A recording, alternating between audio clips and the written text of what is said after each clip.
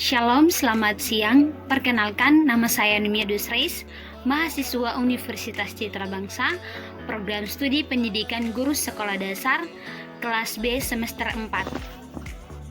Baik, di sini saya akan menjelaskan tentang hakikat filsafat pendidikan. Pengertian pendidikan itu sendiri adalah sebagai usaha, sadar, dan terencana untuk mewujudkan suasana belajar dan proses pembelajaran untuk peserta didik secara aktif mengembangkan potensi dirinya untuk memiliki kekuatan spiritual keagamaan, pengendalian diri, kepribadian, kecerdasan, akhlak mulia, serta keterampilan yang diperlukan dirinya.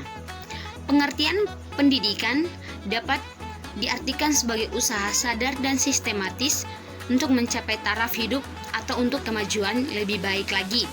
Secara sederhana, pengertian pendidikan adalah proses pembelajaran bagi peserta didik untuk mengerti, paham, dan membuat peserta didik lebih kritis dalam berpikir.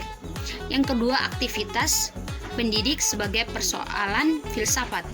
Menurut Noeng Muhabci dalam Arif Roman, mengemukakan pada hakikatnya aktivitas pendidikan selalu berlangsung dengan melibatkan pihak-pihak sebagai aktor penting yang di dalam aktivitas pendidikan. Pihak-pihak aktor penting tersebut adalah subjek yang memberi disebut pendidik, sedangkan subjek yang menerima disebut peserta. Filsafat pendidikan.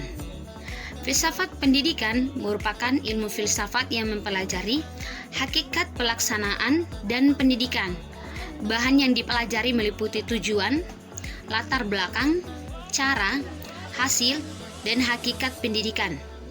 Metode yang dilakukan adalah dengan menganalisis secara kritis struktur dan manfaat pendidikan. Filsafat pendidikan berupaya untuk memikirkan permasalahan pendidikan.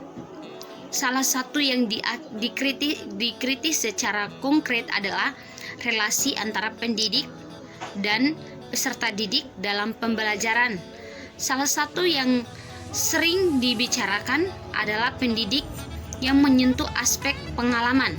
Filsafat pendidikan berupaya menjawab pertanyaan mengenai kebijakan pendidik, sumber daya manusia, teori, kurikulum dan pembelajaran serta aspek-aspek pendidikan yang lainnya.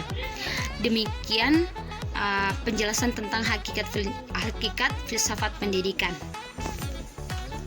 Baik, di sini saya akan menjelaskan tentang tokoh pendidikan kontemporer. Yang pertama, Paulo Freire. Konsep yang digunakan Freire sebagai ciri dari pendidikan yang membebaskan adalah pertama, pendidik sebagai proses transformasi budaya.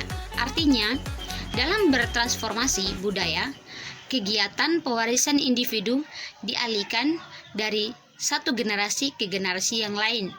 Proses itu perlu ditanamkan nilai-nilai kejujuran dan tanggung jawab. Kedua, membentuk pribadi manusia. Artinya dalam proses pendidikan yang membebaskan berisikan tingkah laku pemahaman, bukan pengalihan informasi. Pendidikan hendaknya dapat membentuk kepribadian manusia. Maka dalam proses pendidikan hendaknya terdapat hubungan dialogis antara pendidik dan peserta didik. Yang ketiga, manusia berwarga negara. Hal yang perlu diperhatikan adalah bagaimana manusia memahami pendidikan sebagai suatu dasar yang dapat memperkokoh watak manusia. Dari dasar yang kokoh tentu akan menciptakan manusia yang bertakwa, taat pada hukum dan sang ilahi. Yang keempat, bebas mengemukakan pendapat. Dalam proses pendidikan liberal diharapkan dapat memberi kebebasan kepada peserta didik untuk mengemukakan pendapatnya, dan tentu saja harus berdasarkan pemahaman yang cukup dalam berpendapat.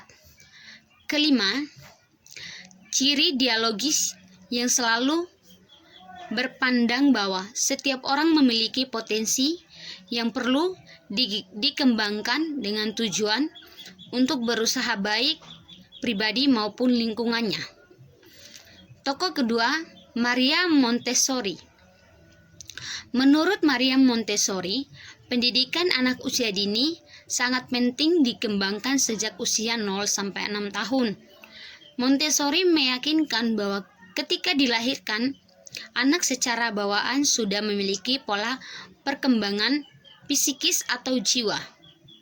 Pola ini tidak dapat teramati sejak lahir, tetapi sejalan dengan proses perkembangan yang dilaluinya, maka akan dapat teramati.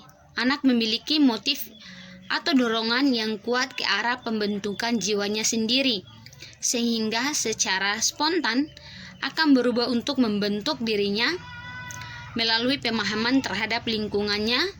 Metode yang dikembangkan Montessori berlandaskan pada pendidikan sendiri, memperhatikan masa peka, dan pendidikan kebebasan dengan pengawasan. Yang ketiga tentang Pestalozzi, sangat menekankan pada pendidik yang memperhatikan kematangan anak. Pendidikan harus didasarkan pada pengaruh objek pembelajaran. Misalnya, guru membawa benda sesungguhnya ketika mengajar. Sangat menekankan pada pengembangan aspek sosial sehingga anak dapat beradaptasi dengan lingkungannya dan mampu menjadi anggota masyarakat yang berguna. Pandangan dasar Pestalozzi yang pertama menekankan pada pengamatan alam. Semua pengetahuan pada dasarnya bersumber dari pengamatan yang akan menimbulkan pengertian. Namun jika pengertian tersebut tanpa didasari pengamatan, maka akan menjadi sesuatu pengertian yang kosong atau abstrak. Yang keempat, Frederick August Froebel. Froebel merupakan salah seorang tokoh pendidik anak yang banyak memberikan pengaruh dalam pemikiran baru atau modern dalam pengembangan anak usia dini, khususnya taman kanak-kanak. Walaupun ia banyak mempelajari visi kependidikan Pestalozzi, namun Froebel banyak memberikan kritik pada sekolah Pestalozzi, terutama dari segi kurangnya keterpaduan pelaksanaan pembelajaran.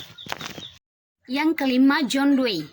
Secara garis besar pemikiran filsafat John Dewey terdapat dalam konsepsi-konsepsi yang dibangun dan dituangkan ke dalam wacana-wacana yang dapat dipahami secara mudah oleh kalangan awam ataupun umum.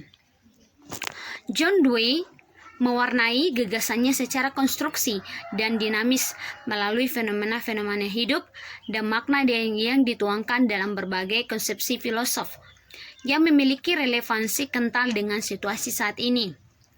Pada dasarnya, John Dewey adalah seorang filosof yang berpandang bahwa realitas ini dibangun melalui tindakan akal budi berdasarkan ingatan kita akan pengalaman masa lalu. Akal budi menggunakan ingatan ini sebagai cara atau alat untuk menciptakan sesuatu yang lebih baik lagi. Nilai sesuatu yang baru itu bisa ditemukan melalui sebuah tindakan eksperimental atas apa yang kita lakukan dan perbuat. Akal budi yang dilihat sebagai cara atau alat inilah yang menjadikan Dewey sebagai seorang filosof instrumentalis. Yang keenam, Ki Hajar Dewantara berpendapat bahwa anak-anak adalah makhluk hidup yang memiliki kodrat masing-masing. Kaum pendidik hanya membantu menuntun kodratnya tersebut. Jika anak memiliki kodratnya tidak baik, maka tugas pendidik untuk membantunya menjadi baik. Jika anak sudah memiliki kodrat yang baik, maka ia akan lebih baik lagi jika dibantu melalui pendidikan. Kodrat dan lingkungan merupakan konvergensi yang saling berkaitan dan mempengaruhi satu sama lain. Baik, sampai sini penjelasan tentang hakikat filsafat pendidikan dan tokoh pendidikan kontemporer. Terima kasih.